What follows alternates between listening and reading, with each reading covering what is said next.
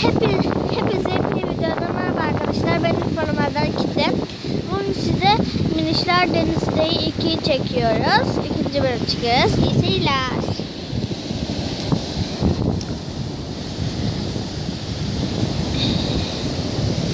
Ay çok sıcak. İyi ki denize gelmişiz. Aynen ya. Azıcık şurada biraz. Ne yapayım ya ben ya? Ay, tamam.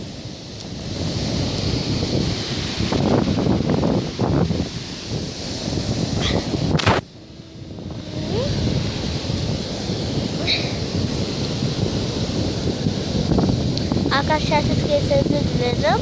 Çünkü dalgalar.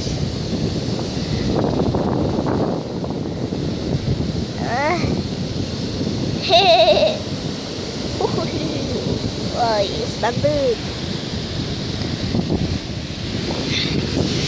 Anne.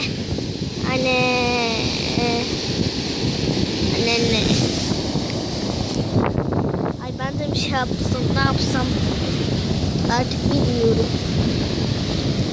Yapmayayım bir şey ben. Neyse. Ay çocuklar bir susun Allah aşkına bir susun. Aynen ya. Bir saat sonra. Ay canım sıkıldı. Hep burada duruyoruz. Hatta başka bir şey yok ki.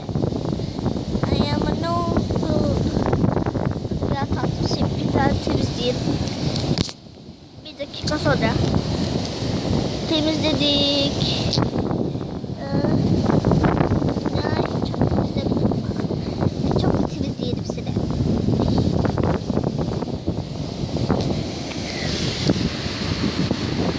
Evet arkadaşlar, videomuzun biraz kısa olduğunu biliyoruz. Çünkü acele gitmemiz lazım. Çünkü çok soğuktu ve bunu biraz kısa yaptım. Evde daha uzun yapacağım. Görüşürüz.